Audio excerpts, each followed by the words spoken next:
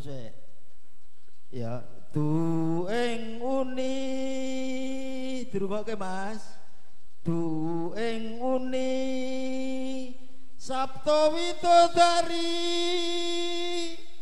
Kya tumurun saking marca kundha ngasta puspa rinonce mring satra kang luhur kang bos labuh labet mring Gusti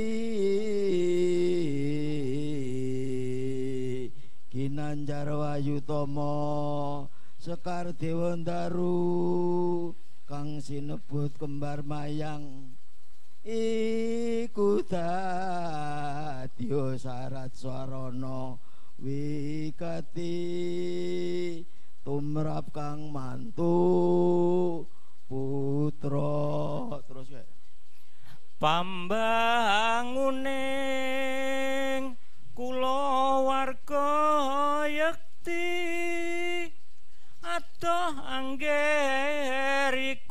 perlokno pranyata gedheku nane sandang pangan kecukup kawruh bakal mumpuni nguti manggon ora suksukan kasarasan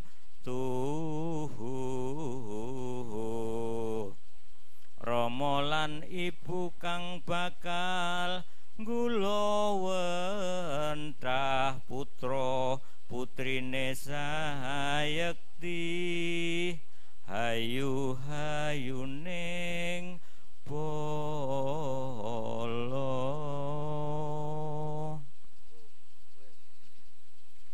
kawula nuwun pamintane pini sepo sami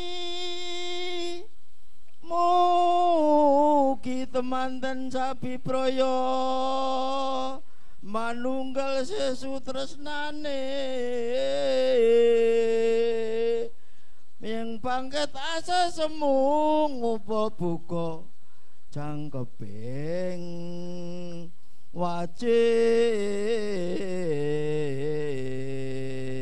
atut sungkem pangeran manembah satu tan biaya lan rena wakasane rayu ingkang pinanggih winantu bagya mulya wela iki sajake manuke padha muni nang ngarepan manuk penjak padha muni nang ngarepan pitik-pitik padha tarung ane daya Kyai monggo kawula nuwun Kyai keparenga kawula badhe sowan nggih monggo kisana lajeng pinarak mlebet kemawon monggo matur suwun pinarak ing palenggan ingkang sampun sumadya Kyai matur suwun sanget Kyai saderengipun nyuwun pangapunten dene sowan kula sak kadang mboten atur cecela langkung rumiyin nggih mboten dados punapa kisana semanten ugi kula inggih nyuwun pangapunten mbok menawi anggen kula nampi karawan panjenengan sakadang ing kirang kurang subasita jalaran inggih namung kados kawontenanipun nuwun mangke to kisana keparenga kula anila krami wingking saking pundi so sinten asma panjenengan karaya-raya rawuh wonten padepokan mriki Kyai nuwun inggih Kyai keparenga kawula badhe nepangaken kula sakadang wingking saking kitha pare-pare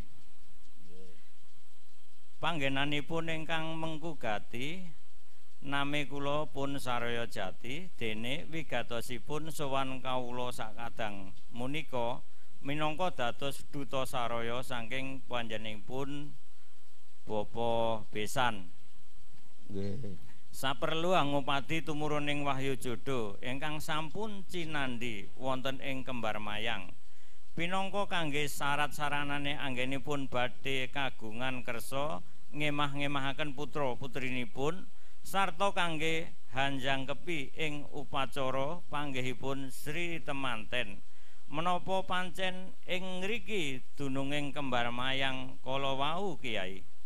Nun inggih saderengipun kula pratela dumateng panjenengan langkung rumiyin kula ugi nepangaken bilih ingkang kasdu amasrane dhateng kula nipun Ki Jatiwasesa dene panggenan ing mriki nggih menika Padepokan Sidodadi. Pramila saking menika pancen sampun leres inggih pondhokipun Sidodadi ing mriki punika cumandha wonten mriki Sekar Mancawarna ingkang sinebat Kembar Mayang. Namung kemawon sampun naminipun langkung jangkep inggih punika Kembar Mayang. Kayu klepu Dewa Ndaru, cengkir gading kendhit pitu, sadak lawe. Monggo Kyai. Manggih kleresan Kyai, inggih menika ingkang dipun kersakaken dening panjenenganipun Bapak Untung Waloya. Nggih. Ingkang menika mugi wontena keparingipun panggalih tumunten Kembar Mayang kaparingna dumateng kawula. Dene menawi pengaji pinten kerta ajinipun, menawi mawi leliru menapa lelirunipun waton kawula saged hamboyong Kembar Mayang menika Kyai. Miturut wangsiting jagat mboten saged dipun tumbas kanthi punapa kemawon. Namung sok sinten ingkang saged anegesi naminipun Kembar Mayang kanthi jangkep sodrep inggih punika ingkang saged amboyong wujudipun Kembar Mayang punika Kyai. Weh lah kok abot sangganipun Kyai. Gandeng kawula sampun sumanggem dados duta ngrampungi senadyan kados pundi kemawon badhe kawula leksanani nyuwun pangestu Kyai. Kembar Mayang klebu Dewa Ndaru, cengkir gading kendhit pitu, sadak lawe. Kembar Mayang tembung kembar menika tegesipun padha. Tembung mayang menika tegesipun nur utawi cahya. Wonten ingkang mestani kembang jambe. Kembar Mayang menika mujudaken blegering kakung lan putri. Kakung lan putri menika sak temenipun sami dene ingkang benten wedahipun dene nur utawi cahya kalawu langgahipun wonten ing rasa jati. Nggih. Ingkang dipun wastani urip utawi gesangipun. Nggih. Tiyang jejodhoan menika menawi kepingin langgeng kekalihipun kedah saged manunggalaken rasanipun inggih manunggaling rasa jati menika ingkang saged hambabar katentreman sarta saged hanggelar pakarti luhur inggih menika ingkang winastan garwa utawi sigaraning nyawa. Winastan kembar rasane kayu klepu Dewa Ndaru, kayu kayun klepu klepeng. Dewa titah ingkang luhur Ndaru derajating agesang dados loro-lorone ngatunggal sampun sagolong gayut. Derajating agesang cengkir gading kendhit pitu. Cengkir kencenging pikir gading gadang kendi pitu. Pangiket ingkang kiyat sanget dados ringkesipun loro-loroning atunggal samya angiket raos katresnan sadak nggih. Sangsara jati sarikma sastra punika kula mboten nyono bilih panjenengan ingkang saged nggih menika anegesi wontenipun Sekar Mancawarna utawi Kembar Mayang.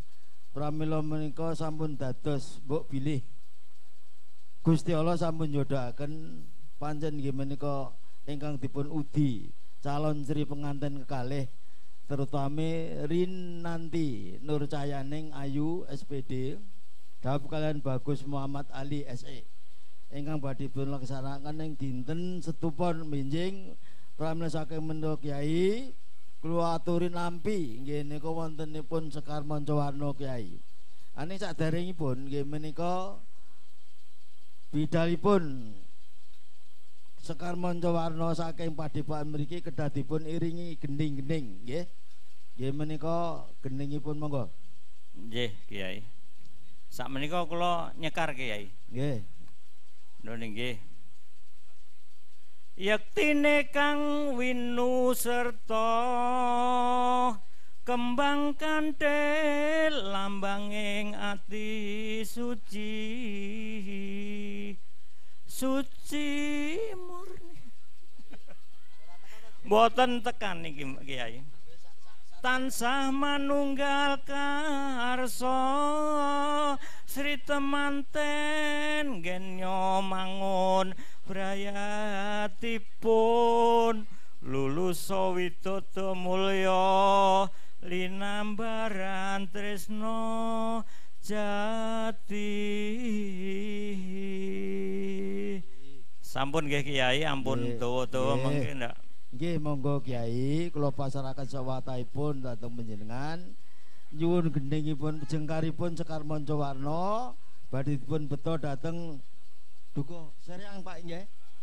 Dukuh Seriang mriki mawi gendhing Pak. Gendhing Kebukiro wonten mboten? Halo? Sound system bagaimana? Monggo Pak.